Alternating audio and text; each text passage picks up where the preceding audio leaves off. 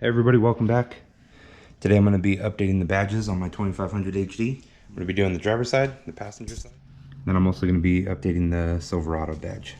So there's a couple ways that you can go about doing this. I like to just apply a little bit of heat with the heat gun and then just use the little plastic pry tool here so you don't damage the paint, and just get behind it and you can just pry it off like that. If you want to save this, the fishing line method is going to be the best one, because then you just get it behind it and you can pull it off like that, and you won't cause any damage to it.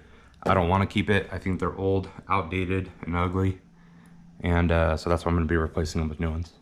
This is a great truck, don't get me wrong. I'd love a new truck, but the thing is, with these prices, there's just no way that's going to happen. So I'd rather just update this one, make it look a little nicer. Say hi, pup. I'm not trying to protect these or save these or anything like that. I just want them off. So I'm going to just be using a plastic pry tool and a heat gun. You don't want to apply heat directly to the paint, but we're just going to apply it to the badge, just to give it a little bit of a distance, get it nice and warm, and then these will just pry right off. Then after that, we're going to use a rubber wheel to clean up all the glue and get it all nice and clean. Before that, I'm gonna use a little bit of painter's tape, and we're gonna make it work. This is all I got left, but I'm gonna put just little like level indicators of where this badge was previously, because I'm just not good at putting stickers on and leveling them and stuff like that. So I'm just gonna put little pieces of tape here so I know, you know, where this one was sitting before. That way when I apply the new one, I can line it up with the with my painter's tape indicators. So make it nice and easy and make sure that they're level and it looks clean.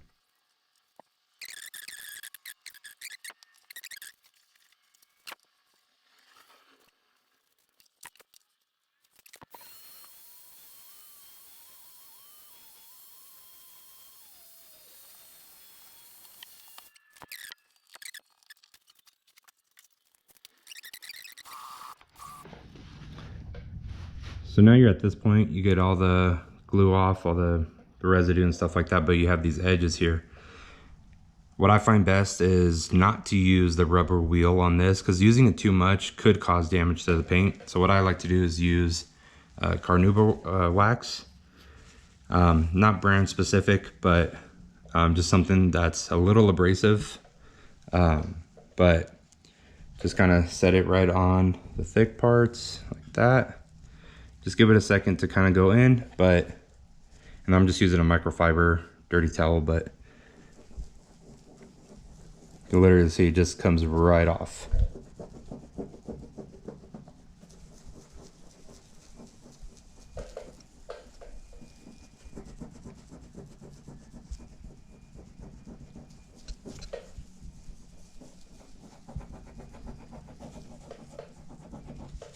Now you just want to switch up the area a little bit.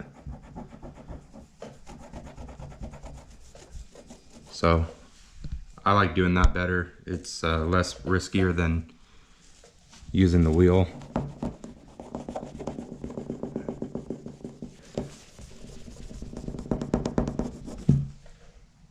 And it cleans it up pretty good. So I'm gonna get the rest of that. There we go, that's finished. So now we still have our borders of, you know, the lines of where inside it goes, and then we have our tape for the level line right there. So match up the sides right there, and then within that box. Now I'm just going to clean up the surface with a little bit of water and alcohol mixture. Make sure it's nice and clean. And now comes the fun part. All right, so I got one side done so far. Boom!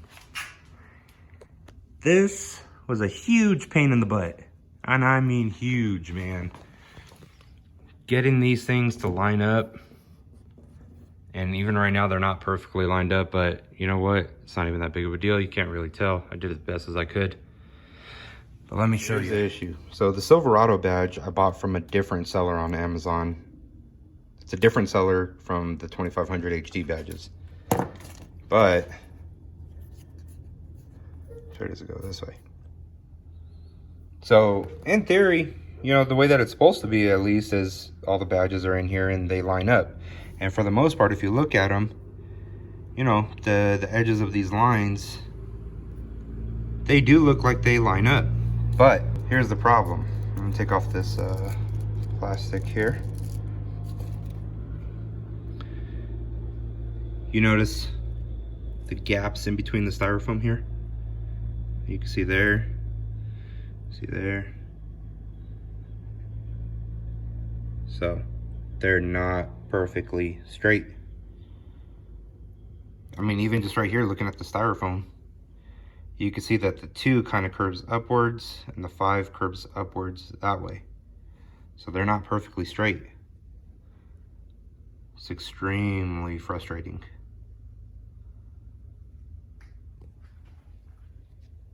Don't recommend this seller. But what I did was I just used some tape. And then I put some tape on the other side, because this stuff is just, I mean, it sticks to it, but it doesn't really like stick to it. So I used some tape, sticked it on there, and then flip it over, and then start to readjust them just little by little. See, like some of them are okay, like the H and the D are fine, because if you notice here, there's no gaps in between the foam. So they're held on nicely. But if you look at the numbers, there's a bunch of gaps. The 0 here is not equal with that one. And then the 2 of 5, you can tell, are just kind of slightly off. So when you go to put this on the truck, man, it's gonna stick out because it's black against white. Extremely frustrating. I had the worst time putting that on there. But I looked at the Silverado badge, and this is from a different seller, but if you look, everything looks perfectly lined up on the bottom here. And there are no gaps in between the letters. So I think this one is gonna be, a lot easier to put on.